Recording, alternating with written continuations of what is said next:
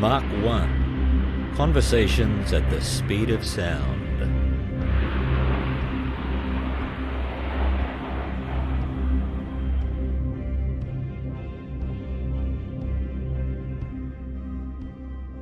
The homestead sends out a call for help to the hospital 100 miles away. On the air from 6 a.m. to 10 p.m. every day, the wireless operator at the base station of Australian Aerial Medical Services takes the call and sends a message to the flying doctor. This from a 1941 film clip on the Australian Screen website of the National Film and Sound Archives, entitled Mission of Mercy, about the Australian Aerial Medical Service, the AAMS, affectionately known as the Flying Doctor. The AAMS, of course, was the forerunner of what we now know as the Royal Flying Doctor Service. And you'll note that the narrator refers to the doctor as he, because, well, 1941. He is as accessible as a suburban practitioner and proceeds immediately to listen to a description of the sick man's symptoms.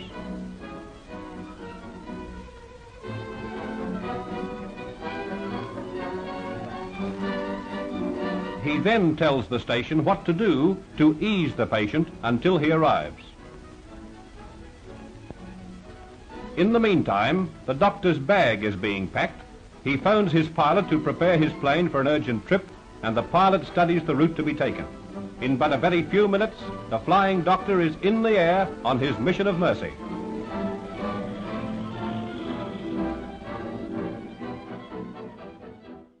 Hello and welcome to Mac 1, the podcast of the Queensland Air Museum, Caloundra. My name is Garry Hills. I am a QAM volunteer, and I'll be your host for this second of our featured restoration projects episode. The first was about the restoration of our Mark 1 Spitfire representation, and the next, coming within a month or so, will be looking at our Lockheed Neptune restoration. But for the next 25 minutes or so, you're going to hear from the team of volunteers working steadily week by week to restore our de Havilland Drover, formerly in service with the Royal Flying Doctor Service, the RFDS, and you'll hear from a man who flew this very aircraft when he was a pilot with TAA and the RFDS between 1956 and 1964. If you'd like to see photos of the Drover and the team members, head over to the Mac 1 hangar on Facebook and join the group. Now, the Drover was a three-engine, low-wing aircraft built in Australia, when Australia used to do such things. Our airframe, FDR, is painted in the RFDS livery. Very bold yet business-like colour scheme. The fuselage was white over silver, with a red and royal blue strip along each side, interrupted by a large red Maltese cross. So let's begin with the current restoration team leader, Chris Weingarth. Standing here in the workshop at the Queensland Air Museum with Chris Weingarth. G'day, Chris. Morning, Gary. How are you, mate? I'm really good, thanks for asking. And I'm standing here with you looking at a magnificent project. What is this aircraft? The de Havilland Drover. There's about 20 of them built, all the Australian designed and built. This was number 6, I think it was, off the assembly line, built in 1951. Originally for TAA, then the Flying Doctors. Okay, and I see the Royal Flying Doctor Service livery is painted on. Beautiful job, of getting the paintwork up to scratch. So is this the livery it was flying in when it came to the end of its career? Correct, yes. It was Flying Doctor when it had an accident at Thargomindah, 1966, and that's the end of its flying career. What happened in Thargomindah in 1966? Take off out of Thargomindah and went off the edge of the runway and hit a rock or pillars or something and did quite a bit of substantial damage to the right-hand nose part of the aircraft. And after that it was out of service? Yes, out of service. That finishes flying career, yes. The Flying Doctor Services have surely provided a mantle of safety for the people of the outback. Almost as quickly as you could obtain medical help in a populated area, the Flying Doctor and his nurse are with the patient.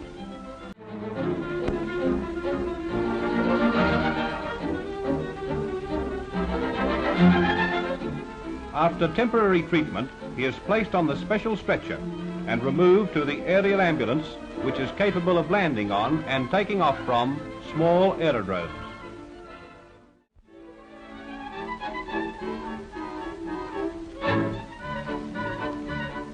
Before the trip back to the base, the doctor gives instructions by wireless to the inland hospital to prepare for the patient, so that no time is lost in receiving attention.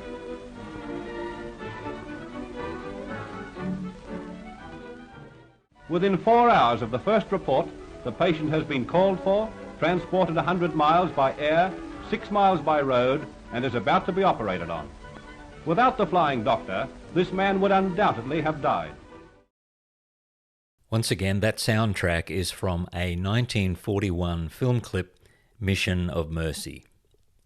Now, for listeners who may not know, the Royal Flying Doctor Service, to which we will devote an entire future episode, was conceived by the Reverend John Flynn, who came to be known as Flynn of the Outback, and indeed our drover 5006 is named John Flynn. Flynn was a Presbyterian minister superintending the Australia Inland Mission. Flynn saw the need for medical care to cover the vast Australian outback, and he believed that the solution was to establish a flying medical service. The first flight of the aerial medical service was in 1928 from Cloncurry in Queensland. The Flying Doctor Service received Royal Assent in 1955, and it continues to this day as a highly respected service throughout Australia. This aircraft would have been a very welcome sight, wouldn't it, as it arrived at properties and in various rural communities when people were needing medical attention. Oh, that is for sure. You need a doctor, you need him in a hurry, and quickest way to get there is by flight. And back to hospitals and those sort of things. They had stretchers a stretcher in board to take the passengers to the hospital if needed. And was it a good aircraft fitted for that kind of service? A little bit underpowered, I believe, for the Queensland heat. Originally it had Gypsy Major engines, and about 1961 they upgraded them to Lycoming engines, which are lighter weight and a bit more power. But the Drover itself is a 3-engine aircraft, one in the nose, one on each wing. It's a tail dragger, fixed undercarriage. Okay, so why don't you just talk me through what's going on here today? What actual part of the project are you working on today? I'm working in the cockpit, have been the last few months working in the cockpit. A lot of people to thank. John and Christine, radio people here, they've done a magnificent job of overhauling the dashboard, the instrument panels. Yep. They've been fitted. Just going back a bit earlier, the paint scheme you see here, fantastic paint scheme, was put on by Mick and Richard. Painters here, they've done a magnificent job. The part of the interior was done by Gerald, put the floorboards in and part of the sidewall up there. Our resident upholsterer done a magnificent job of the ceiling panels and with the upholstery, and just did a seat, covered a seat for us for the captain's seat, which was handmade by one of our other blokes, Dennis Bigani. He manufactured the seat and Tony's covered it for us. Tony's also reconditioned the tail wheel for us, and he did a magnificent job repairing the damage that was done in Thargomindah. And I believe an actual Gypsy Major that's not in running condition has been refitted to the nose so that it will look authentic for those who are looking at it. Definitely look authentic, that's for sure, but it won't run. Okay. And what will happen with the engines that were in the wings? What's the plan there? We only have partial set of cowlings for the wing engines. So some of the fairings would have to be manufactured fiberglass and fitted to make it look pretty. And from the external, it looked like a real engine with propeller and exhaust pipes and. So a visitor coming in will see it as it looked when it was in service with the RFDS. You've made some great progress. How do you feel about the progress? What do you think is the likely time when she might be ready to go on display? Hard question to answer. Over the last few months, been very little visual progress because it's all been internal in the cockpit. But now that's almost completed in there, we can move it out to the grass area out here, and I think we're going to attach the wings and the tail feathers. They've got to go on as well. Mm-hmm. And it would be good to see it fitted out with the stretcher and equipment and so on. Do you have a plan to put in the kinds of medical kit that was in there? We're trying to get some from the Flying Doctor Service. Our president here has been in contact with them, and some of their surplus equipment could be available to us to put on display here. All right, well, thank you very much, Chris, and good on you for the work that you guys do here. It's a long, slow process, isn't it? And as you say, it sometimes doesn't look like much is getting done, but you're always working on it. We look forward to the day when it's on display and people can come and talk about the history of the Royal Flying Doctor Service, as well as this particular aircraft, the de Havilland Drover. Thank you. No worries, mate. Thank you. I then made my way into the Drover cockpit to have a look at the work that John Gould and Christine Wenberg had been doing on the refurbished instrument panels. John is currently the QAM Vice President and was an Air Force instrument fitter for many years. After that, I spoke with upholsterer Tony Collinson about the cabin restoration. So John, can you explain to me, I'm looking at the instrument panel here in the Drover. You've been working on this. How long has this project been happening? Well, it's probably been going on for about 18 months, 2 years plus. And it's looking really schmick, I have to say. Are you getting close to where you feel like it's finished? Getting there, nearly getting there. We've got a few more holes to fill and a little bit more painting and a couple of other instruments to put in. Yeah. So how do you go about, I mean, obviously you know what the instrument panel comprised and what it looked like because of the original, but how do you get it up to the standard here? Do you have to source new instruments? We have, this is the original panels out of it. I did a bit of research on the internet, looked at the various drovers and what the instrumentation, but there are variations of it.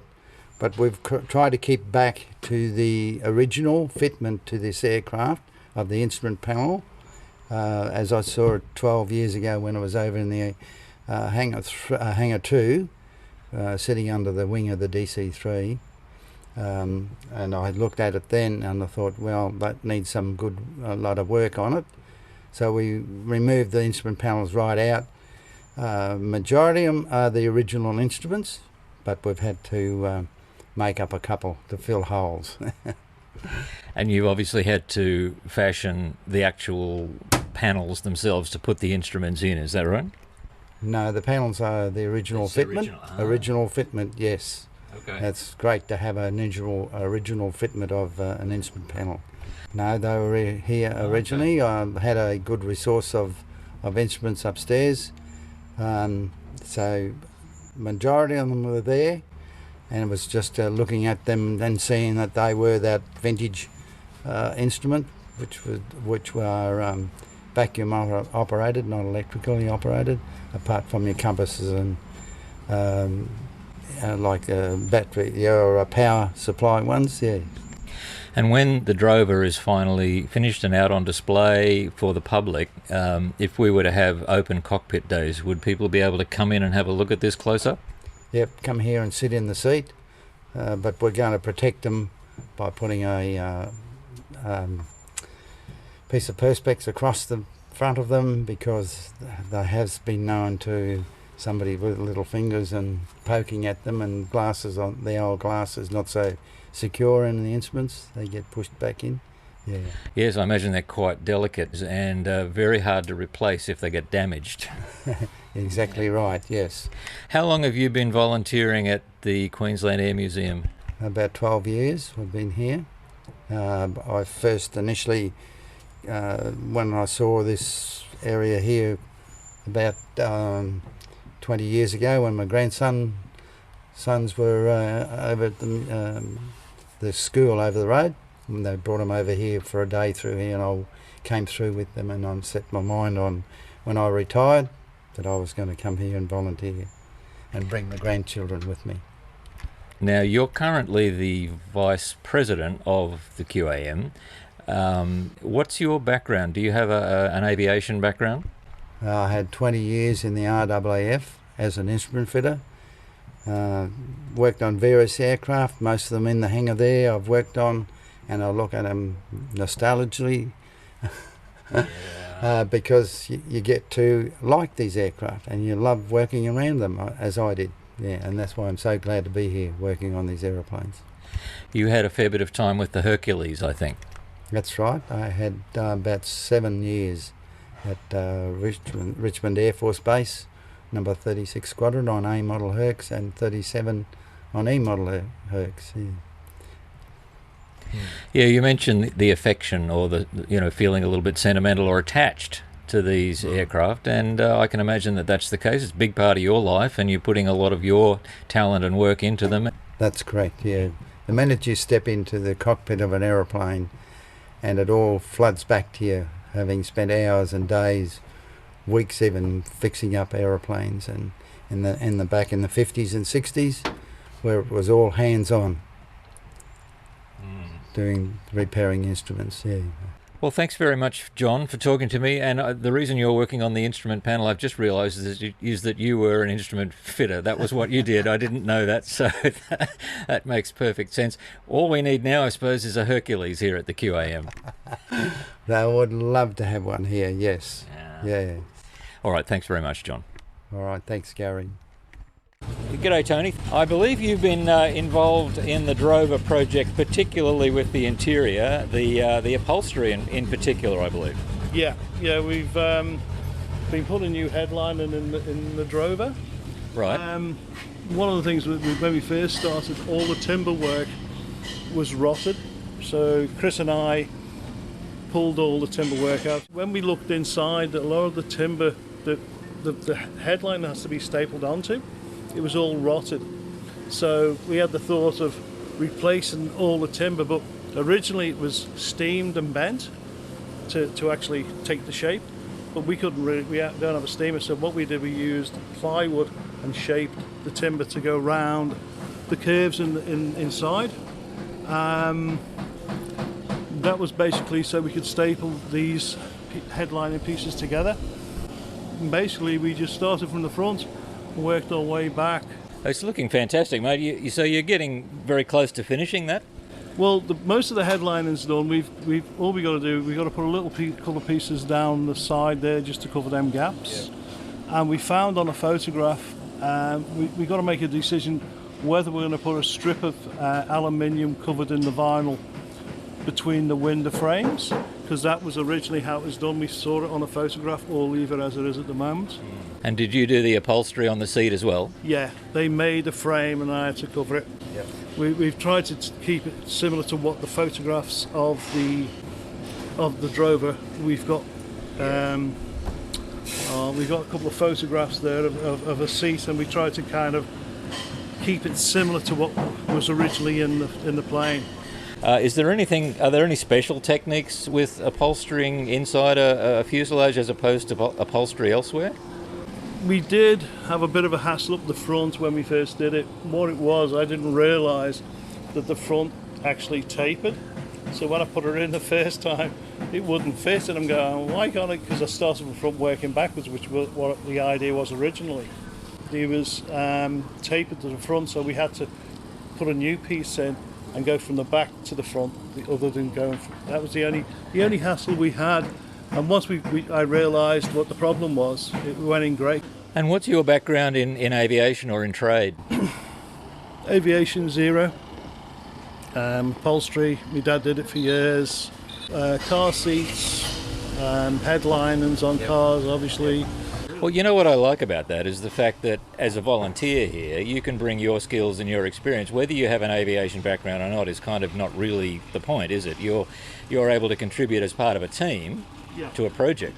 And I've never not had anything to do. There's always work to be done. I now have a list on the board, and I call it the wish list. You're going to wish you're going to get that done sometime or other. Yeah. If people are listening and they have a particular skill, be it woodwork, be it metalwork, be it upholstery, be whatever it is, we'd be welcoming them here if they wanted to come and volunteer and help out on one of the teams for a day or two a week or something like that. Well, look, thank you. I just wanted to hear your voice as part of the team, and thanks for your time. Not a problem. Before we get to Stewart Spenceley, I did ask Christine Wenberg if she was willing to have a chat about her role on the team. She has assisted John Gould with the instrument refit and with other tasks, but she preferred not to say anything. So let me make this point. Don't forget, ladies, if you're listening, the QAM workshop is not a men's shed. It's a great place to work and to experience some real camaraderie together, working on the most fascinating projects. And it isn't exclusively for the blokes. So if you're interested and you're skilled or at least comfortable using tools, you'd be very welcome to join in the serious fun. Finally, it was a great delight to chat with a man who actually commanded this Drover aircraft as part of a very long flying career with TAA.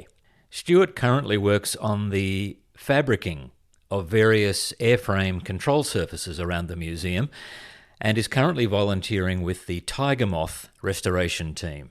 But I got a few minutes with him recently to talk about his days flying the Drover. Stewart, it's good to meet you. You flew this Drover. Yes, its original registration was DRB when it was based in Charleville, and I flew it out of Charleville. I was based out there permanently. I was a first officer, and I was based out there for 2 years on the Channel Country DC-3. But after a short time, they endorsed me on the Drover, so I flew. We used to swap around fortnight about with the other pilot there that was assigned to flying doctor work. But then other times, I'd be sent to Charters Towers and Cloncurry to relieve when those blokes went on holidays. Okay. What was it like to fly this particular aircraft? Well, when it was your first command of a bigger aeroplane, you thought you were Christmas. It only did about 100 knots. But, you just sat there and drove it. Okay. And how did it handle, dirt, airstrips and that kind of thing? Well, that's all we operated off, yeah. No trouble at all, yes. So a short takeoff and landing, would you say? Not really, no. It wasn't a stalled aeroplane. But the strips most of them were DC-3 strips, so we had plenty of, except occasionally you'd run into a short strip, and I remember an occasion out near Cheapy, the homestead rang up to the doctor and wanted him out there because this woman was going into labour. So we went out there and we loaded this girl on, and then the other people wanted to get on, and I looked at the strip and I said, no, the load we've got is just enough for the strip. Yeah. So we flew it home, and then the doctor's panicking. He says, can't you go any faster? So I just pushed the throttles up, and we got it to Charleville, landed on the strip, took the ambulance met us on the strip, and unloaded the girl, and she had the baby within minutes of getting in there. So you always flew with a doctor on board? Well, yes, yeah. I know very seldom you might go out on your own and pick something up, but no, mostly it was a two-crew operation, yeah. And so, for a civilian like myself, flying a three-engined aircraft, does that pose particular challenges? Not really. Well, you've still got the asymmetric. If you lose one of the outboard engines, you've got the asymmetric situation. But the centre one, there's no asymmetric with it. Well, I don't think they were really designed to fly with an engine out. We used to throttle an engine back when we were out in the bush and tried it, but the performance was very poor. So this particular aircraft, what was it originally designed to do? As a sort of commuter, and in the Channel Country, carrying passengers and freight through the station homesteads. And I believe it replaced the Dragon Rapide for the Royal Flying Doctor Service. Well, the Dragon actually operated the Channel Country services as well. So we had Dragons, and then when we got these, we replaced the Dragons in the Channel Country, and the Flying Doctor. He both got a drover. Yeah. And what about your flying career, Stewart? So, for example, once this one was out of action, did you take over another drover? Yeah, there was always one spare, and as the aircraft were due for maintenance, it'd go back to Brisbane, and the other one had come out to take their place. Yeah.